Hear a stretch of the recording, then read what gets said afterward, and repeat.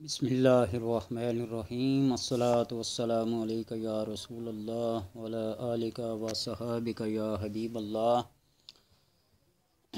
اس سے پہلے ویڈیو میں بسم اللہ الرحمن الرحیم کے فضائل کو چیدہ چیدہ بیان کیے گئے۔ آج کی اس ویڈیو میں مزید بسم اللہ الرحمن الرحیم کے فضائل بیان کروں گا۔ ویڈیو کو لائک کرنے کے لیے نہیں کہوں گا اور نہ ہی سبسکرائب کرنے کے لیے کہوں گا، اس لیے کہ جو بندہ ان باتوں کو پڑھے گا سنے گا اس کے دل میں یہ باتیں خود ہی اتر جائیں گی اور یہ بات مجبور کرے گی کہ لائک کریں اور سبسکرائب کریں، اس لیے کہ جس کے دل میں ایک دفعہ بسم اللہ الرحمن الرحیم کی حلاوت، اس کی چاشنی، اس کا ذائقہ اتر گیا تو وہ لائک کیے بغیر، پسند کیے بغیر رہے گا نہیں۔ بسم اللہ الرحمن الرحیم کے نازل ہونے کے وقت ملائکہ، عرش، کائنات کی ہر چیز ایک لرزہ طاری ہوا تھا۔ اس کو جو پڑھے گا وہ خود اس کے ثمرات سے فیض یاب ہوگا، دوزخ کے فرشتوں سے محفوظ رہے گا، آفات سماوی اور ارضی سے محفوظ رہے گا۔ حضرت جابر رضی اللہ تعالیٰ عنہ سے روایت ہے کہ فرمایا کہ جب بسم اللہ الرحمن الرحیم نازل ہوئی تو ایک ابر مشرق کی طرف بھاگا، ہوا ٹھہر گئی، سمندر چڑھ آیا اور جانور گردن جھکا کر خاموش ہو گئے اور شیاطین کو آسمانوں سے شہابے مارے گئے۔ شہاب ثاقب جو ستارے ٹوٹتے ہیں، شیطانوں کے اوپر آتے ہیں، اور خداوند تعالیٰ نے قسم کھائی کہ جب میرا نام کسی مریض پر دم کیا جائے گا تو شفا ہوگی، اور جس چیز پر یا جس کام پر لیا جائے گا اس میں برکت دی جائے گی۔ یہ حدیث پہلے بھی گزر گئی ہے کہ جس نے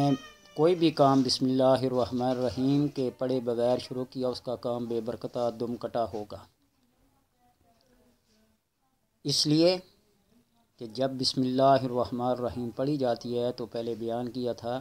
کہ گویا بندہ یہ سمجھے کہ اللہ تبارک و تعالیٰ کے 3600 ناموں کا میں نے ورد کیا، وظیفہ کیا اور اللہ کی حمد و پاکی بیان کی۔ ابن مسعود رضی اللہ تعالیٰ عنہ فرماتے ہیں کہ جس شخص کو منظور ہو کہ معوقلین دوزخ سے نجات حاصل کرے، اس کو بسم اللہ الرحمن الرحیم کثرت سے پڑھنی چاہیے، اور جب یہ بندہ، یہ شخص کثرت سے اس کا ذکر کرتا ہے تو عالم علوی اور عالم سفلی کی ہیبت نصیب ہوتی ہے، یعنی دبدبہ اور رعب بندے کا کائنات پر قائم ہو جاتا ہے۔ اور بسم اللہ الرحمن الرحیم کی فضیلت کے طفیل سے حضرت سلیمان علیہ السلام کی سلطنت بھی قائم ہوئی تھی۔ انبیاء اور رسل کو جو نبوت اور رسالت ملی، جو فیض ملا، وہ اسی کی برکت سے ملا۔ اور جو کوئی 100 مرتبہ لکھ کر اس کو اپنے پاس رکھے، لوگوں کے دلوں میں اس کی ہیبت، اس کا دبدبہ، اس کا رعب ہوگا۔ حضرت ابن عمر رضی اللہ تعالیٰ عنہ سے روایت ہے کہ جس شخص کو کوئی حاجت درپیش ہو تو اس کو چاہیے کہ بدھ، جمعرات اور جمعہ کا روزہ رکھے، بدھ، جمعرات اور جمعہ کا روزہ رکھے، پھر غسل کرے، جامع مسجد جائے، جمعہ کی نماز ادا کرے اور کوئی صدقہ فقراء اور مساکین کو تقسیم کرے، پھر جمعہ کی نماز کے بعد بسم اللہ الرحمن الرحیم پڑھ کر یہ دعا کثرت سے پڑھے: اللہم انی اسألک باسمک الرحمن الرحیم اللہ لا الہ الا هو الحی القیوم لا تأخذہ سنۃ ولا نوم، یعنی آیت الکرسی پوری پڑھے، اور پھر اپنی حاجت کا نام لے، اپنی حاجت کا نام لے۔ اور اسی دعا کے بارے میں حضرت ابن عباس بھی فرماتے ہیں کہ اے لوگو، تم یہ دعا جاہلوں کو مت سکھاؤ، جاہلوں اور بیوقوف لوگوں کو مت سکھاؤ، نہ اہل لوگوں کو مت سکھاؤ۔ کیوں کہ جب وہ یہ دعا سیکھ جائیں گے تو وہ ایک دوسرے پر بد دعا کریں گے، اور کسی مسلمان کے لیے، کسی انسان کے لیے، کسی مخلوق میں سے کسی کے لیے بھی بد دعا کرنا یہ کسی طرح بھی جائز اور مناسب نہیں، اس لیے